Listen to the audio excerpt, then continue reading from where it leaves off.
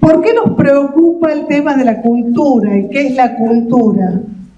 Se define a la cultura como todo aquello que, hace el hombre, todas las manifestaciones, todo lo que construye, todo lo que crea, todo lo que piensa, todo lo que escribe.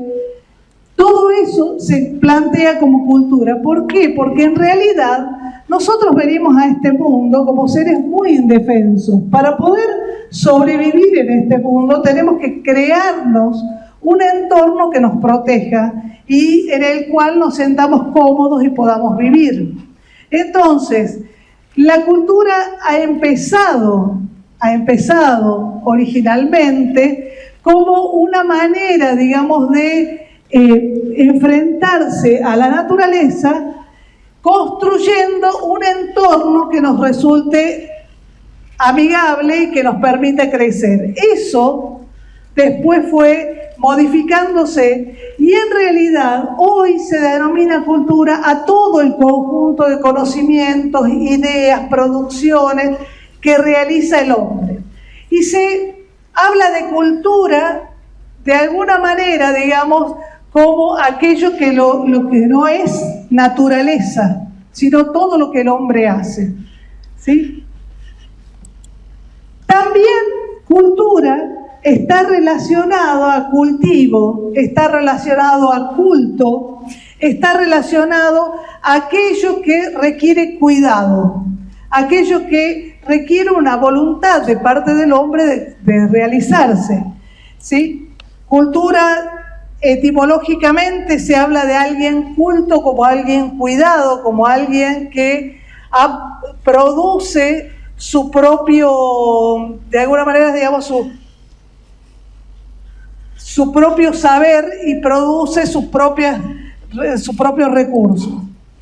¿Qué es lo que se define? ¿Cómo se define cultura? Como la información transmitida por los miembros de la misma especie sobre la base del aprendizaje social, es decir, por imitación, por enseñanza o por asimilación. ¿Cómo absorbemos nosotros la cultura? La absorbemos porque somos seres sociales. Todo esto está más relacionado con la antropología, aparentemente, que con la arquitectura, pero como nosotros tenemos que dar respuesta a todo eso que el hombre hace y brindarle un espacio para que lo haga, tenemos que ser conscientes de ciertos métodos y ciertos procesos que se producen culturalmente. Uno de los textos, ustedes tienen un texto en el cuadernillo, que es un texto resumen del texto de Herkovits. Aparece como teoría de la cultura, antropología cultural.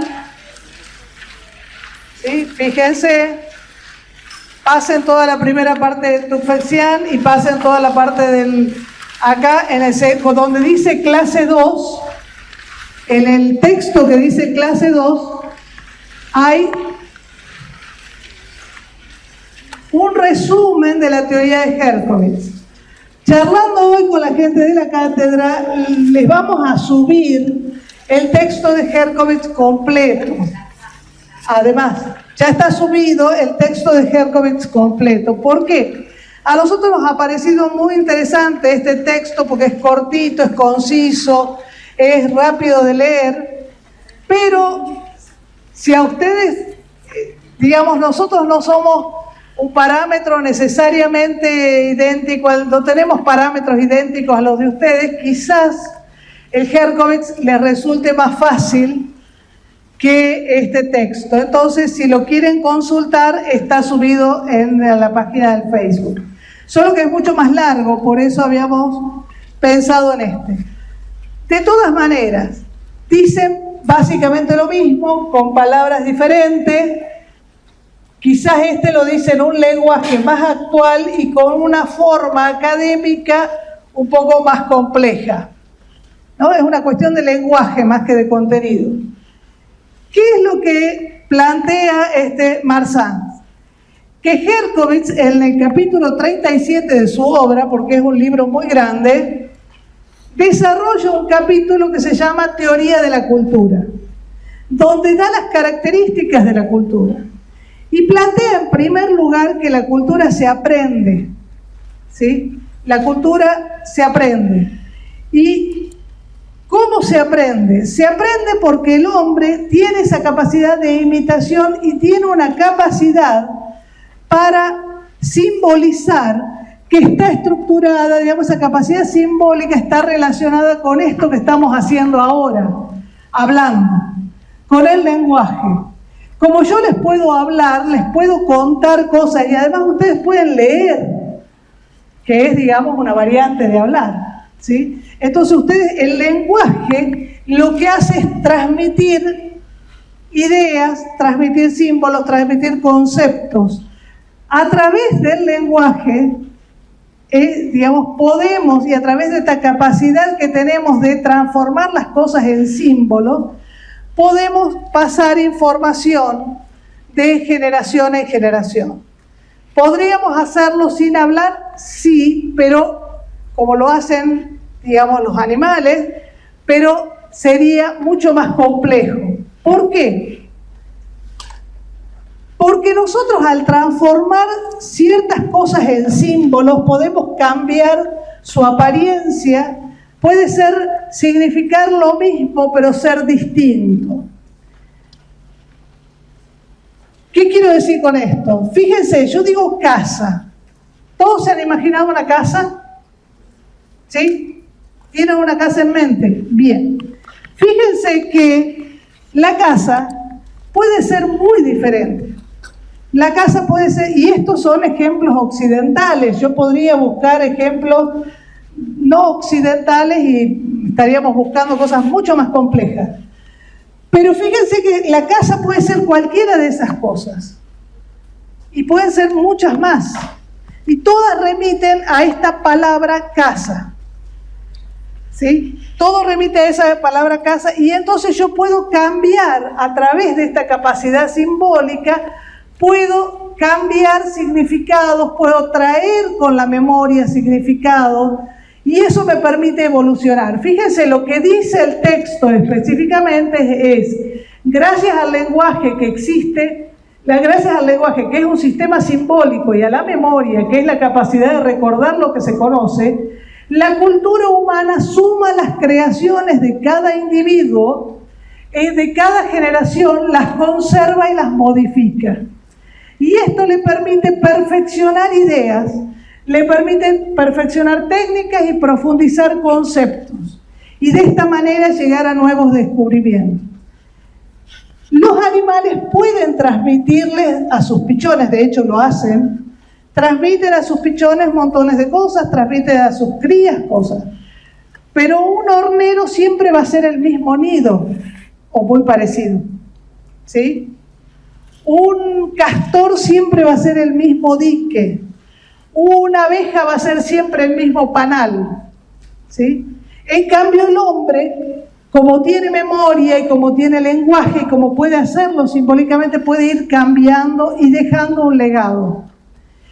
Y es indispensable para un arquitecto, indispensable, conocer el legado histórico, digamos, que tiene la humanidad y que tiene en particular el lugar donde él va a trabajar. Es indispensable que lo conozca para poder operar, para poder trabajar, ¿sí? Entonces, esta idea de que la cultura se aprende es fundamental porque la cultura arquitectónica también se aprende. Fíjense este caso. Esto es la Casa Histórica de la Independencia. Ay, no sé qué pasó acá.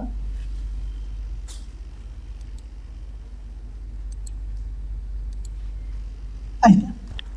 La casa histórica, que ustedes saben que no es la casa histórica, ¿saben eso? Es una reconstrucción en realidad de 1941. Lo único que se mantiene desde 1816 es el Salón de la Jura.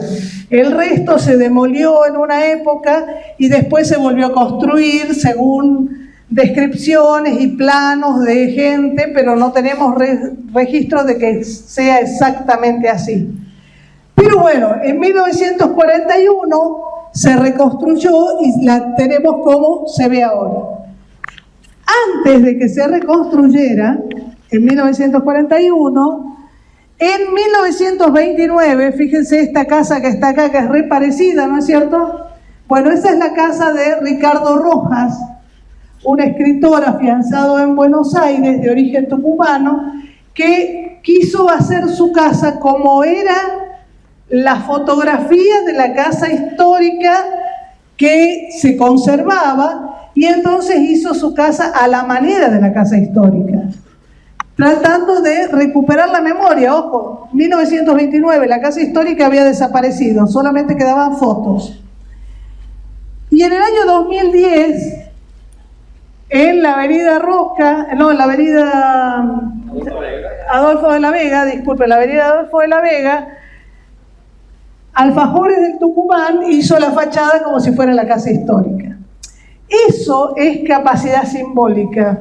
O sea, poder tomar cosas del pasado, resignificarla. No digo que esté bien, ¿no? Estoy diciendo, no hago un juicio de valor sobre el valor arquitectónico de esto. Pero esas tres casas, esas tres fachadas están unidas por una historia común. Están unidas por el deseo de argentinidad, de alguna manera. ¿Sí?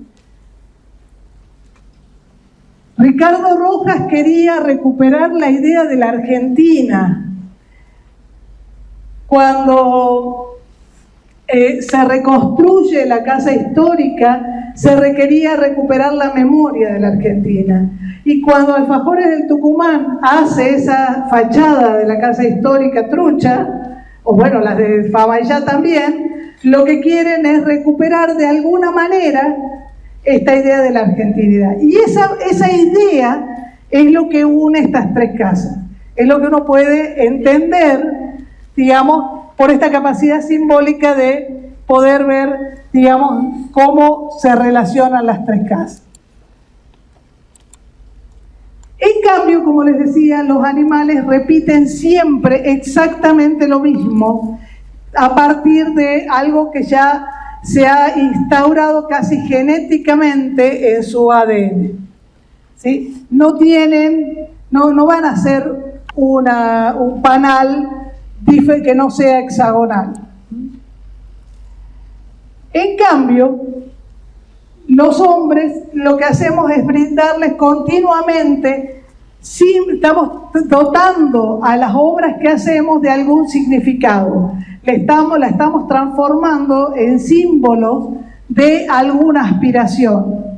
Como el arquitecto lo que hace es transformar los deseos de otro en obras concretas, tenemos que saber, digamos, que este proceso tiene lugar y tenemos que saber con qué elementos tenemos que trabajar para lograr que el mensaje sea eficaz.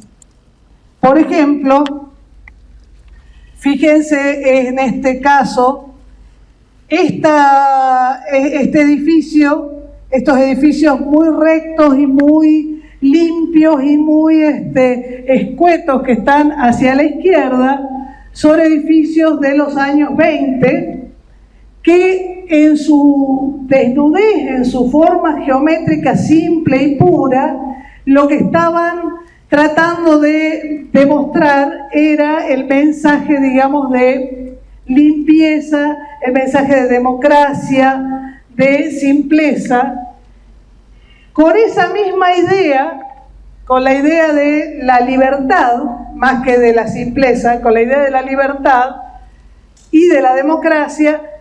30 años después se hicieron estos edificios que están a la derecha, que están llenos de curvas y de formas mucho más complejas, y esas formas complejas también, digamos, estaban asociadas a esta idea de libertad. ¿Qué es lo que cambió? Y bueno, cambió el contexto. En definitiva, cambió la época y entonces el símbolo es diferente.